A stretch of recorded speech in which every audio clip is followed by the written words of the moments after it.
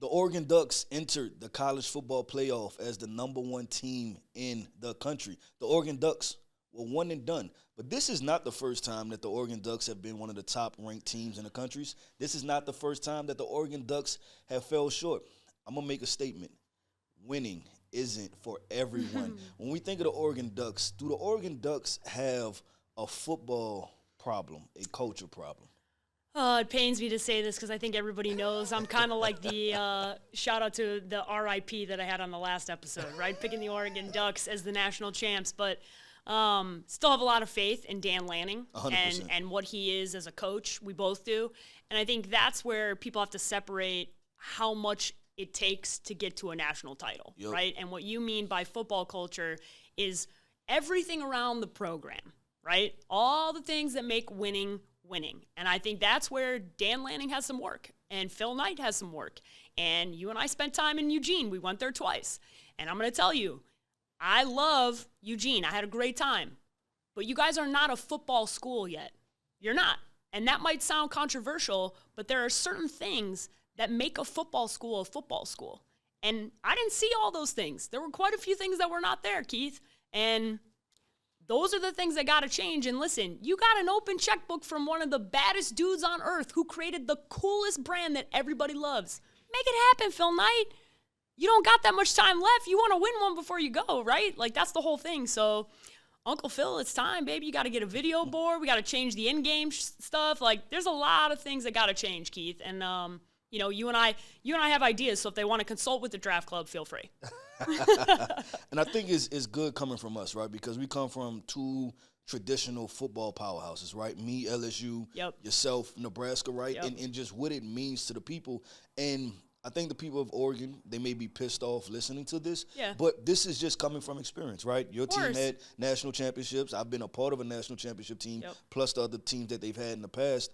It's a buy-in from the culture around it, right? Yes. Like in what football means, not only to the program to say that we like football, but football comes number 1 over anything else. And when you look at Oregon, right, the brand of Oregon, the initial brand of Oregon, when they really turned the page, was in that 2008 to 2012 range, when it was about the nice uniforms. Okay, cool. Now everybody has nice uniforms, right? And then we go to the game, and it's the songs and the atmosphere. This is the difference. At LSU, you get Lil Boosie, right? Badass, right? Talking shit, right? Those we get different songs, right? We get James Brown. And that just sets a culture when you're talking about having a kid come to a program. Of course we want to win. But being tough, that's the expectation, right? Is that we're going to be tough. We're going to tough it up. Losing is not an option, right? For sure. And I think that's the thing where Oregon has to get to, that being a good team, being number 1 ranked, that shouldn't be celebrated at this point. We know that you can be the number 1 ranked team in the country. It's how do we get to the certain threshold of having guys, having the fans, having a buy-in to where winning is the only option. And I think that's where you brought up the music, you brought up the thing, and like, I know that may seem trivial, but it's little details that add up to the bigger picture, right? And that makes the whole football culture. And I'm going to ask people at home, if you're going out to get ready to kick someone's ass, do you want to listen to "I'm Coming Home" by Matt Kern? Right. Yep. I'm not saying it's a bad song. I'm saying, how on earth do you get the players to get up when you're listening to that song? It's not football. And I'm not saying you don't even have to listen, it's not like, oh, you got to listen to rap music. No, in Nebraska, they play Thunderstruck. Yeah, there are plenty of songs. It's a song that came out 40 years ago. Was it Phil Collins, "In the Air"? Yeah. Right? Like, that still gives me going. I haven't played football in 15 years, right? I put that on. 100%. And I get going from it. And those are the details of, like, it's not about everybody in the stadium. It's about the guys on the field. And I've had this argument with Nebraska fans, too. And, I come from a traditional program, a program that doesn't want to change things, that likes to live in the 90s. And we've had those conversations with older fans, like, it's not about your enjoyment. You want what? To win. So if you want to win, you got to make the experience for the players the best it can be. And I think that's where the disconnect is, not only with Oregon, but other schools. Like, it's not about you. Do you want to win? Then do whatever it takes to get to that point. And I think that's where Dan Lanning and the Gladiator, that version, that's the winning is everything thing. That version of them, they should have had that on the screen when the guys were coming out with Roman Caesar going like this. That's what you need. That gets you. I got chills thinking about it. Like, that makes you want to kick someone's ass. It doesn't, listening to soft music and Greatest Showman with Puddles doesn't make you want to get excited. And Puddles is the duck. That's the mascot that I've had a problem with from the very beginning. Keith wants to fight Puddles, let's be honest. But it all goes into it, right? There's an element of that to where, like I said, we sit in the stands watching that, and I'm watching the duck do some type of choreography dance. To the Greatest Showman. When this is a Big Ten matchup, right? Your first matchup in the Big Ten going against Ohio State, and you think that performance should be a part of the culture that we're trying to set. Like I said, at LSU, you know what happened? It's Lil Boosie set it off. And it's 100,000 people from the ages of 5 to 85 singing Set It Off by Lil Boosie. That's how you get ready for a football game. I think about it in 2018, I think, right? Talking about, it was Mo Bamba, right? Yeah. And the whole crowd going crazy. Yeah. Like, you know what? We ready for war. And I said this last time. It's the lock the gates mentality, right? This is not fun. No. We're going to war, right? This is a problem, and that's how it should be. It's you versus me in the trenches, 1v1, we're going to war. And that's Big Ten football, guys. Y'all not in the Pac-12 anymore. Yeah, it's a different game. I agree. And the other part was this, that the home field advantage thing, right? Yeah. And I think Oregon has a good split home field, right? Really good. But I've always did this, that when we were on the sideline at away games, there were some crowds I just wasn't afraid of. Yeah. It didn't intimidate me, right? Correct. And it didn't matter if it was 50,000 or 100,000. Yep. It didn't intimidate me. Yeah. So when you playing James Brown shout, that's not intimidating. I feel good, right? Like I feel like, hey, like this is not, y'all are not talking trash to me. Y'all having a good time. Yeah. And that's not what this is about, is that if you're rooting for the team, if you're a fan of the team, then we should be all on the same side of y'all should feel like 100,000 people want to kick y'all ass. Yeah. Right? And that's like, I think of Jump Around in Wisconsin, right? Yeah, yep. Where I can remember being a Nebraska fan and just getting into the Big Ten and looking up, and literally they put on the Richter scale. The Richter scale is when they're like literally when it moves, the seismic earthquake. That's how much movement is happening when Jump Around plays at the whiteouts at Penn State. Like, you want to look up and go, holy shit. That it should intimidate you, because this is you want the away team to do that. Be like, damn. It's football, man. I always tell you this. I always tell you my craziest moment, right? When we were at Alabama for that 2019 game. And I told you, we went up big in that game. Crowd was quiet, right? It wasn't too much. Then Alabama came back. And I told you, the moment when I was just like, oh, shit, we in trouble, was when I think Najee Harris scored that touchdown, when he was spinning around, scored that touchdown. And that was right when the LED lights started to come, right? So the whole stadium went black, and you got maroon and white lights flashing. You can't hear. And I was in the stands. Yeah, and you were in the stands for that, right? And that's a moment that sticks out for both of us, right? In an intimidation way that I was like, okay, this is distracting, right? Like 100%. If you're the away team, this distracts you, and obviously we know that we pulled it out and won the national championship. So, shout out to LSU, and shout out to me who picked LSU in the middle of Tuscaloosa. There we go. That's why you my co-host. But I want to ask this question, because at some point the threshold is going to be winning. Can you win a big one? Yeah. The question is, can Dan Lanning get it done at Oregon? I think he can. And I think he is I want to give him a tip of the cap, because changing conferences so early on in his career as a head coach was year 2, right? Is not, correct. Yep. That's not something you can prepare for. And Big Ten football and Pac-12 football fundamentally are very different. So from a recruiting standpoint, from how you pitch, from your matchups, from going on the road, from the travel schedule they had this year, that was a lot to adjust for. And they won the Big Ten in a year where there were many good teams. Yep. So I want to give him a tip of the cap for that, because that in general was a lot. Now it's time to adjust. Winning the Big Ten isn't enough. You want to win it all. You want to do what Oregon hasn't done. You want to get there and you want to win the whole damn thing. And you were really close this year. And I think if the bracket hadn't been the way that it was, maybe things shake out differently. But at the end of the day, there is still this much missing at Oregon. And it's that toughness, that extra something, gotta have it, gotta win it all. We're gonna go back and people are gonna be pissed off and mad at us because we lost. They need that. And Dan knows what that's like, because he comes from Georgia. He knows what it was like for Kirby when they lost football games. It's not fun, and it shouldn't be. because winning isn't for everyone. And that's who Dan is. And I think he can get it done, but it's going to require buy-in from Uncle Phil. Phil Knight, baby, this is your campaign, big dog. You got to make it happen because you're the checks. You're the money, and you control that entire university. I want a new video board ASAP Rocky, okay? I need that to happen like yesterday. Because looking at that's a small thing, Keith, but I didn't take them seriously when I saw that video board. But and it's the detail. Once you get to that point, it's the details that make you a national champion, right? Correct. And I agree with you. Looking at the video board, the small video board, I don't know if that's on the north side or the south side, right? But it's the smaller one that we're talking about because we sat in the stands and looked looked like at from it. the 1960s. Yeah, like gotta flip that out, especially when you have programs year after year investing $50, $100 million, right? Like a video board should be nothing at this point, being a big-time football school. But I'll answer the question, can Dan Lanning get it done? Yes, he could get it done. The pressure is not on Dan Lanning at this point. The pressure is on Oregon because you know what you don't want to be? You don't want to be the second-tier program, the program where you win a lot of games, but you never win a national championship, and that's what they're threatening to be. I think that's what they currently are right now. And there's brackets, right? There's levels. Obviously, LSU, Alabama, Ohio State, Michigan, right? Those are the schools you go to win a national championship.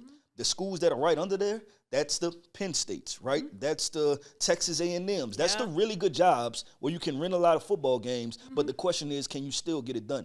Oregon, not from a Dan Lanning perspective, but from a school philosophical and buy-in to the details of it. Do you want to be the Oregon Ducks or do you want to be a national champion? Yeah. Winning isn't for everyone. But no, it's not. It's not for everybody. And Dan, I think Oregon fans need to be on alert.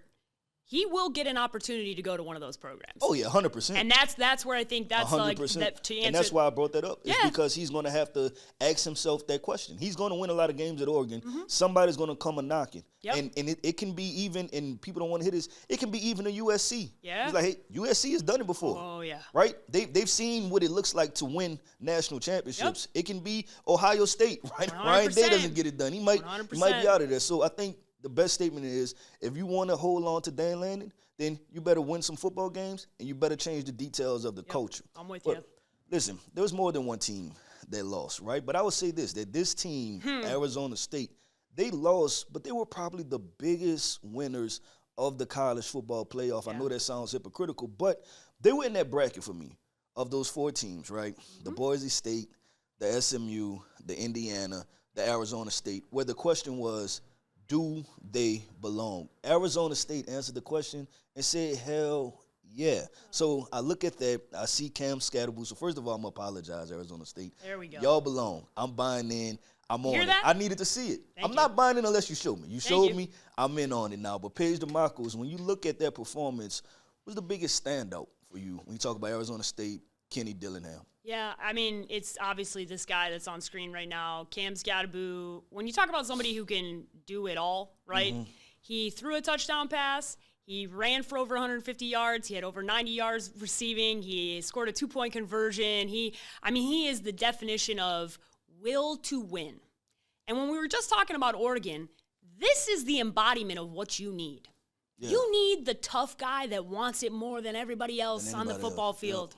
Because this dude, he just wants it more. He's not more athletic. He's not more talented. He just wants it more, and it shows. He caught a pass that he had no business catching on a DB that is going to get drafted in the NFL.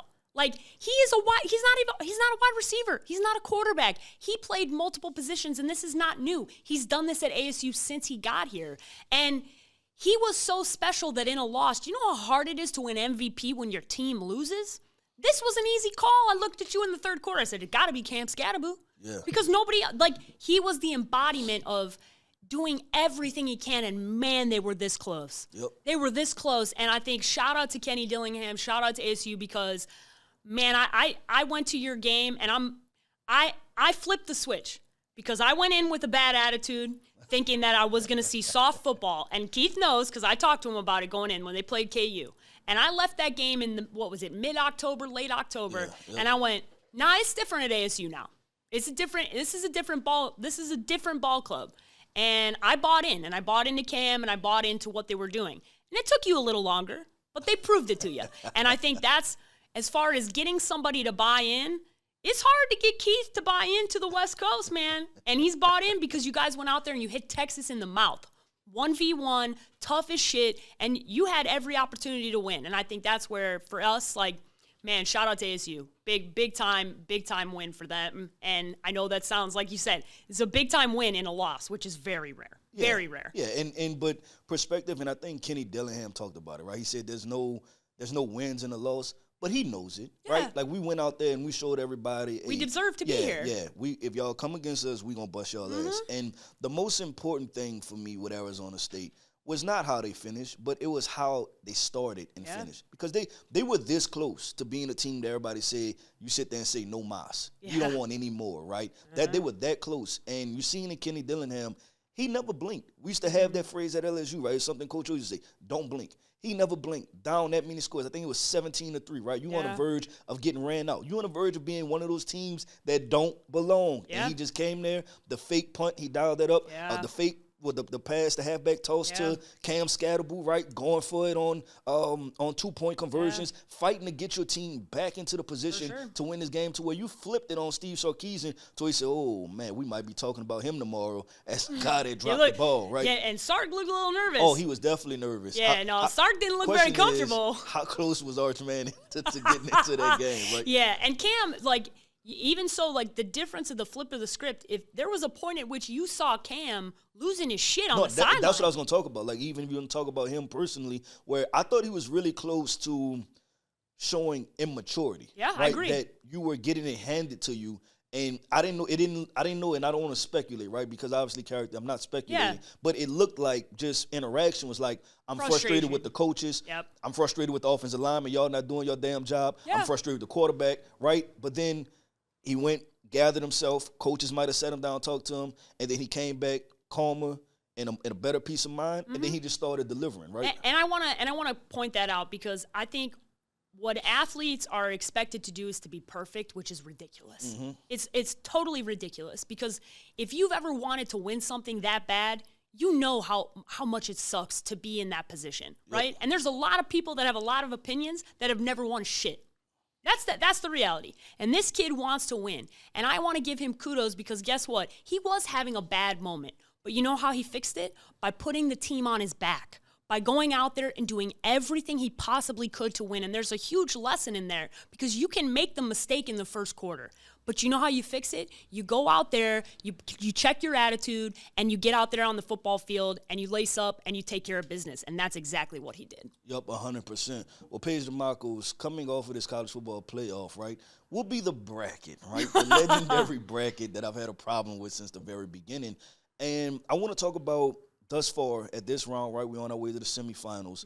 What are some of the changes that, after we observe the first two rounds, that you would make? Yeah, the very obvious one to me is the seeding of how this worked out, because I can't, in good faith, and I don't think anybody with eyes can tell me that Ohio State was a worse team than Boise State or SMU or any, like, the way they seeded this was very poor, because when you're a 1 seed in Oregon, you should not be facing what I would say is arguably the best team talent-wise in the country.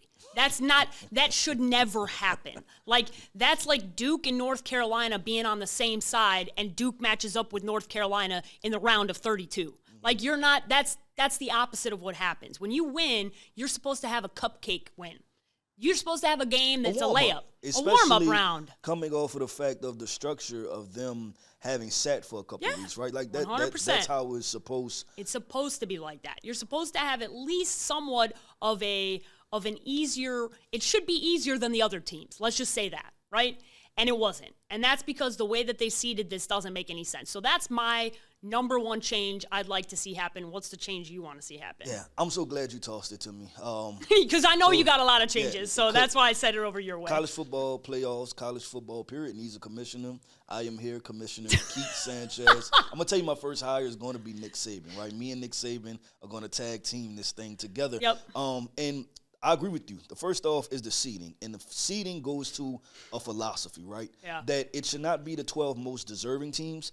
It's the 12 best teams, and rank them based off of that, right? If y'all have truly watched football, and that has been my argument from the very beginning, yes, right? It has.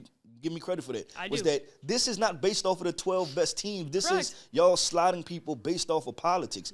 Watch the football games. Yeah. Look at the NFL draft prospects. Look at the quarterbacks. Look at the defensive prospects, and it will tell you, because to this point, honestly, we haven't seen I don't want to say nothing was surprising, right? We've seen upsets as far exceeding. Yeah. Nothing was surprising. Yeah. That Penn State rode SMU. That Penn State dominated Boise, right? Then Texas beat Arizona State. Yeah. That was expected. Was Ohio State beating Oregon a surprise?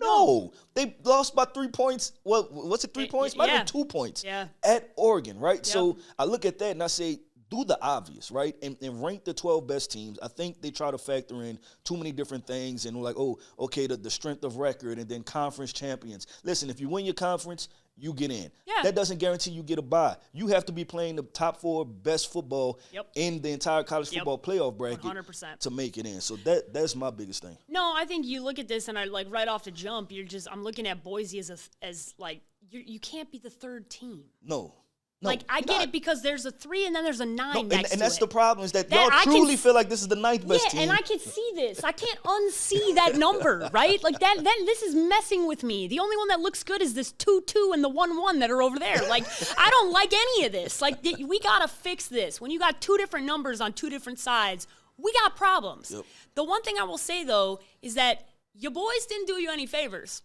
South Carolina and Alabama did not show up. They did not show up in their bowl games, and they played their guys. And that's the part where I'm like, listen, guys, we got to make sure that, yes, we're putting in the right teams, and I'm in agreement with you, but it was less that. It was more the seeding for me. It was more that because once you got them in, like Boise being the 3 seed was ridiculous. Yeah. The buys, the way it has to be, if you're going to have qualifications to put 12 in, that's fine.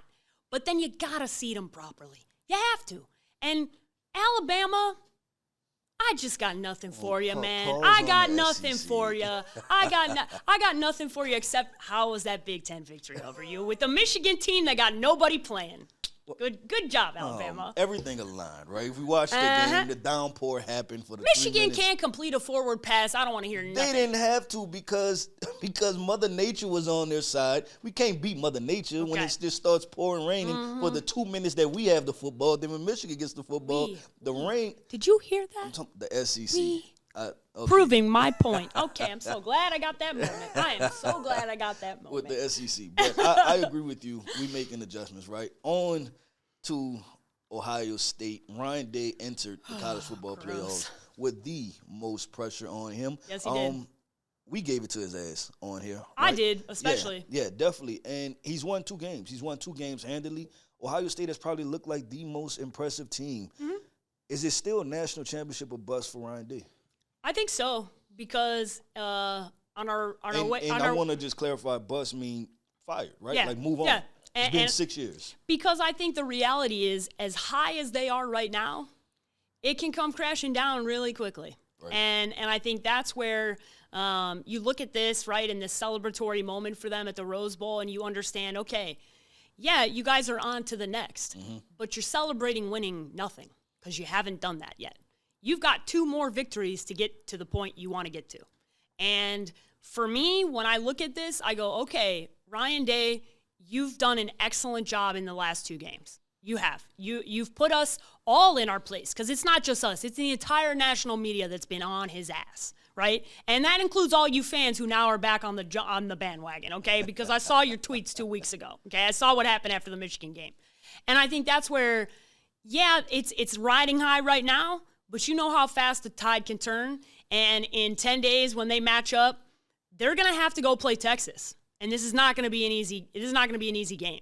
And if they lose and don't even get to the national championship game, I can't even imagine how loud it's going to be. So I do think it is championship or bust because very clearly they have the talent to be here. And that's going to be the difference is, can he get these guys up to beat everybody and win it all? And I don't know yet. I'm not driving the hype train like everybody else. Like, oh, Ohio State's going to beat everybody. No, they look like the best team right now. Yeah. Let's see what Georgia looks like. Yep. Let's see what Notre Dame looks like. Let's see what Texas looks like. I've seen this team play a bad Michigan team and lose, so I don't have faith that anybody can take care of business yet. Yeah, 100%. And I'll say this. I think Ryan Day at this point, he better think Michigan. And the reason I'm saying that is because that's funny. Michigan pissed off the players. This is not a coach-driven team right now. This is a player-led driven team. Yep. When you pan to Jack Sawyer, he's a different level pissed off right now. And he's rolling with that defense, right? When you talk about Cody Simon, their linebacker, when you talk about Lathan Ransom, you know what happened? They finally got disrespected. Yeah. And they woke up. Yeah. But this is a player-led team Glad you right said it. now. And you look at the young freshman, right, Jeremiah Smith. You're talking about all the confidence in the world. Of course. We're not done. Right? This is a freshman on a Rose Bowl Nobody stage. can guard me. Nobody can guard Truth. me. We're done. So I look at Ohio State. The question is, Ryan Day still on the hot seat? Yes, because I believe that this is a player-driven team at the end of the day. Yeah, and I think that's what we talked about, that, the players-only meeting that was led by Jack Sawyer. This is a team predominantly 4th and 5th year seniors on defensive side of the ball. You see that defense, and you're like, these are vets. These are guys that they wanted that Michigan win so bad because they hadn't beaten Michigan. Yep. And for them, when they lost, and they lost like that to an inferior opponent, and they knew that, and they lost at home, and then the flag stuff happened. Yeah, that was the biggest part. I think if the flag stuff didn't happen, I think they'd have probably took that loss and then kind of been deflated. Yeah.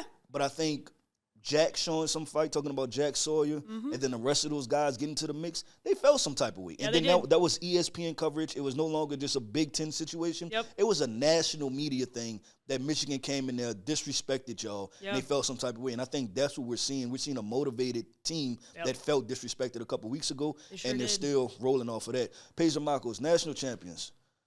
They usually have top-tier quarterbacks, right? And up here we have 3 of what we believe are the best quarterbacks. But I want to ask this. We're talking about on the road to winning a national championship. Who is the best quarterback left in the college football playoffs? Man, it's tough because all 3 of these guys have had good and bad moments. But I want to talk about who's playing right now. Yep. Who's playing well right now. And to me, this is really close split between Will Howard and Drew Allar. Yep. But I think the difference between Will and Drew is Will got horses that are carrying it in Jeremiah Smith and the other. He's got Emeka. He's got wide receivers that are carrying this.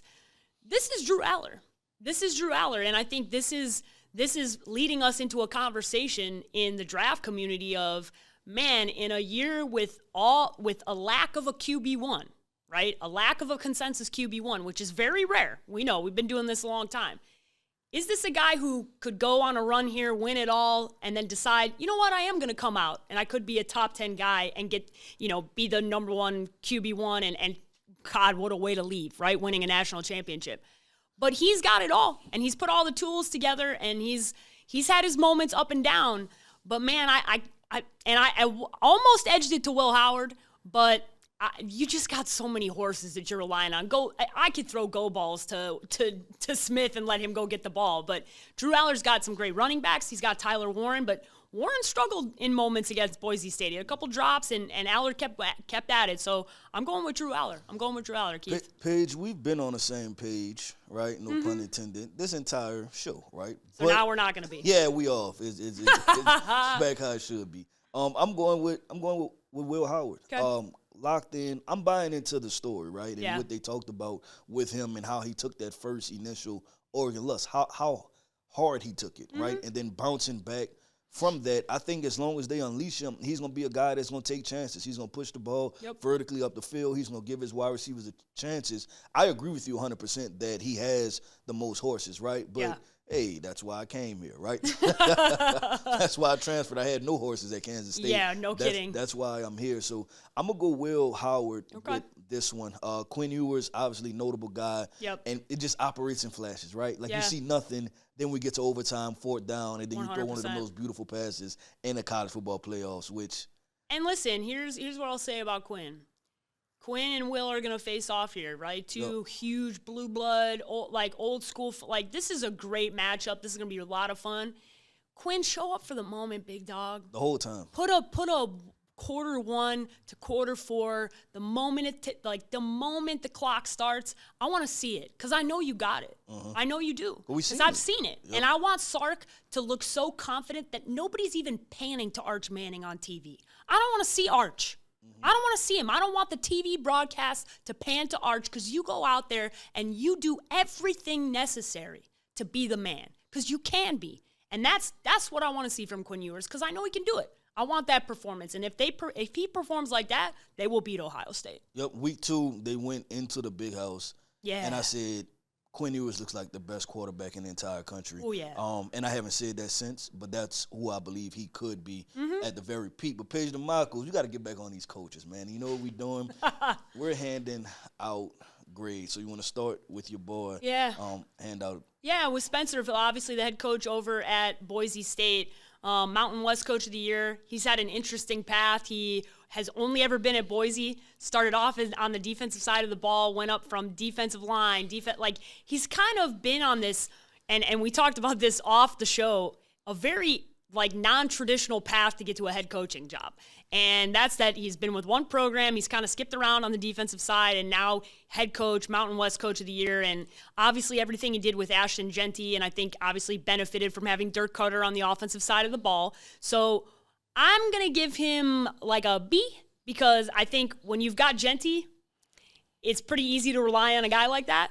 I would like to see what he could do, come back, and be able to take the next step as a non-Power 4 team, because they came in and they looked outmatched. And I think that's where I would like to see him. If you're a great coach, you can go and you can take it to the next level. But he deserves a lot of credit for what they did this whole year. They were a great team. UNLV was another, they had good teams in their conference, and at the end of the day, they did what they needed to do, and they showed up, and they didn't get embarrassed by Penn State. They at least had fight in their game. Yeah, you give them a B. I'm gonna give them a C+. Okay. Because they finished strong in that game. That game was on its way to being very bad, right? But they fought back, much like Arizona State. Yep. I think that would like to see different iterations beside it being the Ashton Genty show, right? And I think you should have had awareness that might not work against this defense. But I give them a C+ because they fought hard. They fought back. They tried to make it a football game in the second and third quarters. All right. We'll talk about Ryan Day. We're going to talk about Ryan Day. Do you want to give him a grade now, or you want to wait until national championship? Yeah, I'll give him a grade right now. We could just do it quickly. I'll give him a B-. Okay. I think that's fair. I think it's fair, right? Team showed up prepared. With a star next to it, right? Because we'll revisit this. But at this juncture, that's where he is. And I know people saying a B- about him feels ridiculous because of what he's done the last 2 games. But C, Michigan. Okay? And I always say it's a player-driven team. Right? I'm with you. Dan, my man. I'm going to go first. Go first on this one. C+. And the reason I give it a C+ is because Oregon was not ready at the beginning of that football game. No. You have to know the situation. You are not the first college football playoff team to have to sit for 2-3 weeks and then have to play a football game. Your team got to be ready. Yep. In that first quarter, it cost your team the football game because y'all fought back in the fourth quarter, fought back in the third quarter. But when you go down 21-0, 28-3, it's ball game. Yeah. It's ball game. So C+. See, and that's where I think it's more about the players and how Ohio State, the player-driven component of this, because you saw moments from Ohio State they haven't had all year, right? And I think there was a downhill effect here. This snowballed really quickly, and they came out of the second half, and that's where I gave him a lot of credit for really making this, where there was a moment they scored 2 touchdowns, it got a little, and it was like, man, they get the ball back, this could get dicey for Ohio State. And the whole year, right, changing conferences, going on the road, everything. I can't stay in the C's. I got to go B- for my guy. You guys know I love Dan Lanning. This is my dude. But I think this loss is not you cannot encapsulate everything that they did this year with just this one game. And they went on the road to some of the most iconic places in the Big Ten and won. They had big games. They had big marquee wins throughout this year. And I think that's where it would be a disservice to give him anything less than that. So I'm going to B-. I'm going to B-. All right, next up. Oh, our guy Sark. Oh, man. Texas came out thumping against Clemson, right? And then sputtered, right? And you're supposed to be an offensive genius. Yep. It seems like him and Quinn are still not on the same page. It seems like when the game plan is clicking, and when it's not, they're going to sputter the entire time, right? I'm going to give him. I'm going to interrupt you here. I'm going to go with C. And you want to know why? That Arch Manning, Quinn Ewers moment was a misstep. Yeah. It was. It was a huge misstep. Quinn hasn't been the same since. Quinn has not been the same since, and how could he be? It was ridiculous. He chickened. He got nervous, and he made a chicken shit move. And I expect, like, Sark's a great coach. I like Sark a lot. But you could tell, if you go back and you're watching, you could see it on his face. And guess what? Arch couldn't do shit when he brought him out either. They went back to Quinn. It was a horrible move. It made no sense. And it's like, you got to understand when you make that move, what that move means. Not only for your team, but for the entire college football landscape. The entire football landscape. It's the freaking Mannings. Yep. That's why I don't even care what he does the rest of the year. Unless they win a national championship, that was the singular reason why they won't win, is that moment. Because it shook Quinn, and he hasn't come back from it. Yep, you cut his legs from under him. Yep. And showed him that you don't believe in him, which shows the lack in trust and confidence in each other. And you could tell that relationship is, I don't say it's broken, but there's not fractured. 100%. Yeah, it's fractured. Yep. Great word, fractured. Great word. Our guy, how could you not give this guy an A+? Oh, yeah. Right? Starting off, voters supposed to be the worst team in the Big 12, win the Big 12 championship. First game, you got the big boy, you got Texas, and you have your guys. Obviously, they started off slow, but they fought back. Fought back, got it to a double overtime. Yeah. You lose on a last play situation without their top receiver. I think their top 2 wide receivers, because their top receiver got hurt, I think, in the KU game. Yeah. And then this was their second wide receiver. Yep. He got hurt also. So, showed up, played well, got his team to believe the entire time. Have to give this guy an A+. I want to give a shout-out to my guy, Brian Carrington. You want to talk about the Texas to Tempe situation? Yeah, baby. Recruiting, getting those Texas boys down to Tempe. That's Brian Carrington. That's one of the best young coaches in college football. He will be a head coach one day. He understands the dynamics of how to run an entire program. So I just want to give a shout-out to BC, Brian Carrington. And he deserves it, because guess what? Come to Tempe, boys. I'm going to tell you something. You're not going to want to leave. A+, Texas to Tempe. That's a great, it's a great hashtag. It's a great movement, and I think they're well on their way. Shout out to Kenny Dillingham, probably coach of the year right here, obviously. Oh my God, James Franklin, I love this photo. This is a great encapsulation of what has been the up and down ride with James Franklin. But this year, obviously to be determined, right? We still have games to be played, but man, how can I not give him credit? I gotta give him credit. One, for the Big Ten championship game and playing that game the way that they did, right?